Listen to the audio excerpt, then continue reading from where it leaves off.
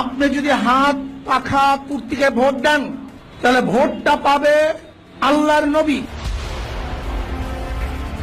হাত পাখার বিকল্পে ভোট দেওয়া কবিরা গুনাহ, কবিরা গুনাহ। বায়াত হন নিয়াত, মুরিদ হন নিয়াত, তারা নিয়াত করেন মুরিদ হয়ে গেলাম। সৈয়দ মোহাম্মদ ফাইজুল করিম খলিফা শাইখুনা মুর্শিদুনা নবী আল্লাহ, এখন আমরা কি করব? আল্লাহ নবী বলতেন, যা তোরা সবাই শেখ হাসিনার পক্ষ। হাত পাখা পূর্তিকের মেয়র প্রার্থী। কি কাজ করবো? রমজান শুরু হওয়ার 9 দিনের মধ্যে 3 খতম দিয়া ফেলেছে। অনেক সময় অনেক রাতে 100 টাকা পর্যন্ত নামাজ পড়তাম। কিং পরিবারের ছেলেটার নাম হলো ফয়সাল, টেলিফোন নাম্বার দিল যে তুমি আমার ভাই আব্দুল্লাহকে শুধু এই কথাটুকু বলবা, সরাসরি সে যেন কিং ফয়সালের সঙ্গে আলোচনা করে। বাংলাদেশের বেশিরভাগ মানুষ এখন তারা বলছে যে আমরা অনেক অনেক শাসন দেখেছি, কিন্তু ইসলামের শাসন, ইসলামের নীতি আদর্শ বাস্তবায়নের যে শান্তি সুফল কুফল, এটা আমরা দেখি নাই। এখন বেশিরভাগ মানুষই চায় যে তারা ইসলামের পক্ষে একটা অবস্থান তৈরি হোক এবং সে অনুযায়ী দেশ চলুক। বিএনপি কেন যে ছাত্রদের থেকে আলাদা হচ্ছে আমি জানি না। বিএনপির ইদানিং বক্তব্যগুলি মনে হয় যেন তাদের বক্তব্য আসলে সেই আগের বক্তব্য বর্তমানে বক্তব্যের মধ্যে কোনো মিল নেই। তারা আমাদেরকে ফেসিসের সহকারী হিসাবে ঘোষণা দিয়েছেন। রাগ ডাক সেটাই বলবে, বিএনপি আপনারা কোথায় ছিলেন? প্রতিবার ঈদের কথা বলেছেন, ঈদের পরে সংগ্রাম করব, ঈদের পরে সেইটা করব। হাজার ঈদ চলে গেছে, আপনারা আন্দোলন করতে পারেন নাই। এই জামাত যেখানে যেখানে লাগবে ওখানে ইসলাম ধ্বংস হয়ে যাবে। জামাত লাগছে আলিয়া মাদ্রাসার মধ্যে, আলিয়া শুধু কোরআন কোরআন, এর মধ্যে শুভঙ্করের ফাঁকি, এটা আহলি কোরআনিয়াদের স্লোগান। খুব হুঁশ রাখতে হবে। সব বিষয়গুলোই জিস্ট আলোচনাটা আপনাদের সামনে আমাদের সম্মানিত বিএনপি মহাসচিব তিনি উপস্থাপন করেছেন। সেটাই আমাদেরও একই কথা। ভাই পাহাড় তো পায় না, বাসে ওঠে, পাহাড় পেলে পাহাড়ে উঠতে।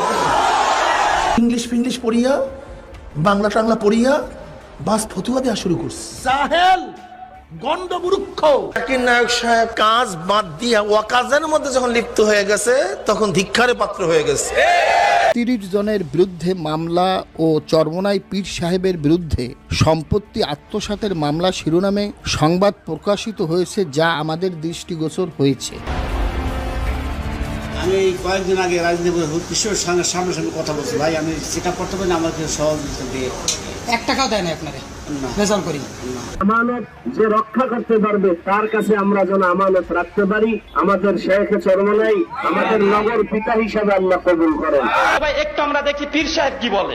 পৃষ্ঠা নাম্বার 35 তিনি লিখছেন, দেখেন, কামেল পীরের আদেশ পাইলে নাপাক শারাব দ্বারা যাই নামাজ রাঙিয়ে তাহাতে নামাজ পড়ো। শরীয়তে কামেল পীর সাহেব যদি এমন কোন হুকুম দেন যা প্রকাশ্য শরীয়তের খেলাফ হয়, তবুও তুমি তাহা নিরাপত্তিতে আদায় করিবে। টাকা নগদে নিতে চায়। বাপদাদারা পীর ছিল, সেইখান থেকে তারা খেলামত পেয়ে পীর হয়ে এসেছে। এই যে ভণ্ডামি সব গঞ্জাম লাগিয়ে দিয়েছে।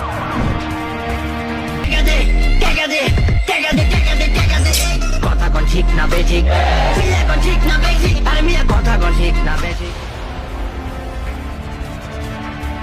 ও আমার দুনিয়াদার বাবারা, চরমোনাইতে আসছে, বাবারে নৈরাশ হইয়েন না। চিৎকার চেঁচামেচি করে লাফালাফি করে জিকির করা যাবে? চরমোনাই লাফায় কেন? তোর অ্যালার্জি কেন? একটা দেখাও যে জিকিরে কোথায় লাফায়। ফেরেশতা পেছনে রশি লাগায় জাহান্নামটারে ধরে রাখ। আল্লাহ আল্লাহ আল্লাহ আল্লাহ আল্লাহ আল্লাহ।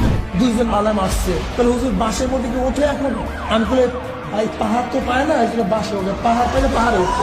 দাদাদার রহমাতুল্লাহ হাত উপরে দিকে উঠাইয়া ডাক দিয়া বলে, গরু এদিকে আও।